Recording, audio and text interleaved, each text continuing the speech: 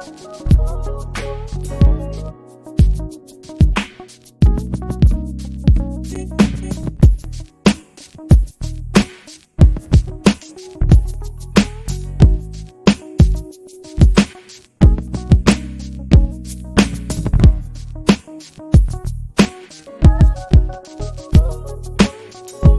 Ringside crew.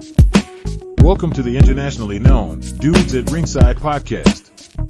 And now here's your host, Joe, Panther the Third. Hey, hello there, wrestling fans. Welcome to another episode of the internationally known Dudes at Ringside podcast. I'm Joe Panther the Third, and tonight I have a young lady that is out of Texas that she's skyrocketing into the atmosphere, and I felt I had to have her on the podcast. Let's give a warm Dudes at Ringside welcome to Maya. Welcome, Maya. Hi. Thank you for Awesome. having me on. No problem. It's an honor, and it's funny because I had on Mia Friday, and I was like, oh my gosh, that's so awesome. So let's go back to the beginning. What was it like the very first time you stepped foot in the training facility that you did way back in the day? The first time I stepped in there, I was so astonished at the rings. I just wanted to get in the ring so bad. It was like one of those things where you watch it all the time, but you're finding I don't know. It's like you can feel your dreams becoming a reality type shit. Awesome. So, who trained you? I was trained by Ugadi out of the DFW All Pro Wrestling Academy. It's in Fort Worth, Texas. He's the owner of VIP Wrestling, which people mostly know VIP Wrestling because, all the top people have been on there in the Dallas area. But he also, we also run a show, DFW All Pro, and it's all his students.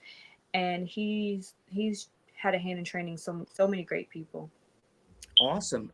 So, what kind of advice did he give you for your character that you do as Maya? He just said, do what feels comfortable to you. Do what you feel like who you are in the ring, and be that times 100, basically. Awesome.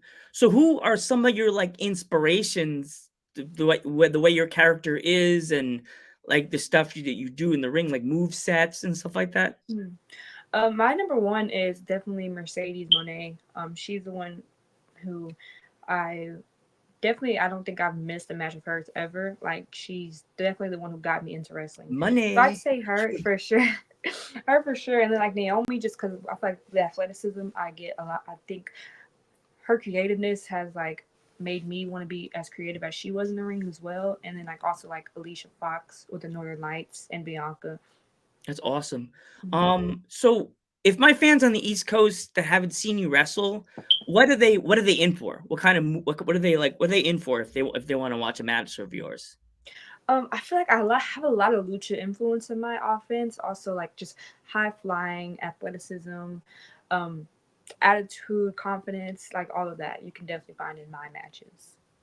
If you could go back in time or stay in your present time, who in the indies or the main wrestler would you want to bring back for either one more match or that you haven't seen, have you been seeing on the YouTubes that you would want to wrestle?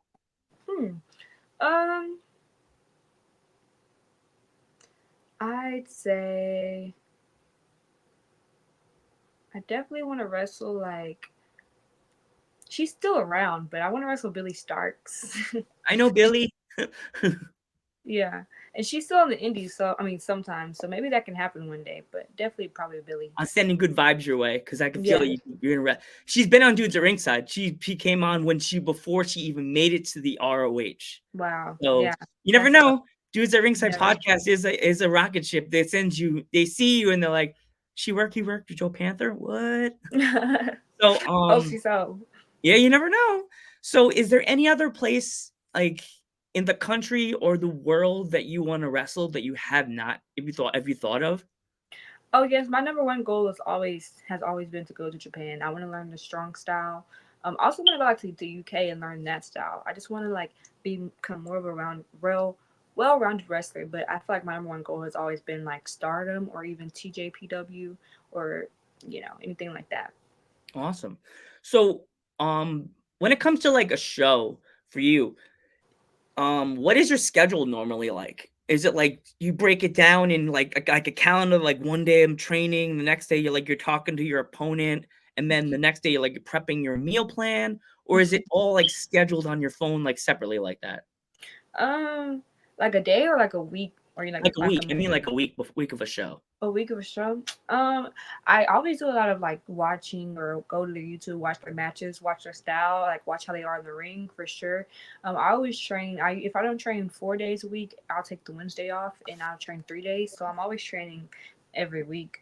And then yeah, I've been doing like the meal prepping and making sure I'm eating right. But Mm. the day of shows is just make sure I'm mentally prepared, make sure I'm mentally hydrated, make sure I've eaten good, and just make sure I'm ready to go out there. Awesome. Um, the day of a show, do you like pack your lunch, or do you not eat the dinner, or do you like skip dinner and eat after a match? Uh, it's usually like I've been doing really bad because I usually don't eat all day, or like I just eat a snack the day of and then wait till after to eat a full meal. But it's usually like yeah, I think the nervousness or just the anxiety of it, or just I'm just the adrenaline honestly all day. I just really don't usually eat, and then unless I get like really hungry, I'm like okay, I need a snack. But usually I'm too like focused to even eat. Mm. Um, but right before you go through the curtain, what is your song you have to listen to every time? Um, I'd say like dreams and nightmares by Meek Mill. Oh wow, awesome. Do you have you ever gotten like this? I'm closing out with this one. Mhm. Um, if there was any kids watching the podcast, if they wanted to follow you on social media, or my fans want to follow you, how can they find you? All my social media are is at It's Maya World. Instagram, Twitter, and then my YouTube is Maya World Official. So they're basically all the same. I made it easy. Okay. If anybody wants to buy any merch from you, or if they want to buy merch, how can they find it?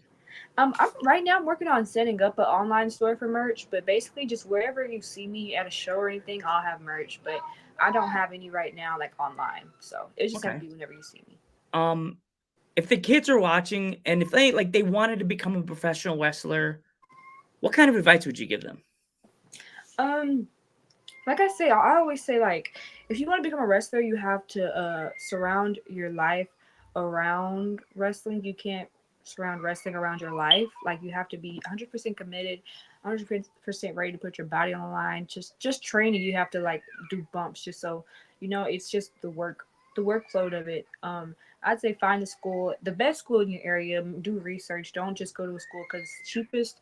Go to one that's gonna actually like help you develop and become a great wrestler. Awesome. Maya, I want to thank you so much for coming on the podcast. It really means a lot. Please tell your wrestling friends about Dudes at Ringside. For I sure. love interviewing everybody, and you're coming up in the world, and it's so cool to have a young wrestler like you. I'm Joe Panther the Third, I'm Maya World. and we will catch you in the next one.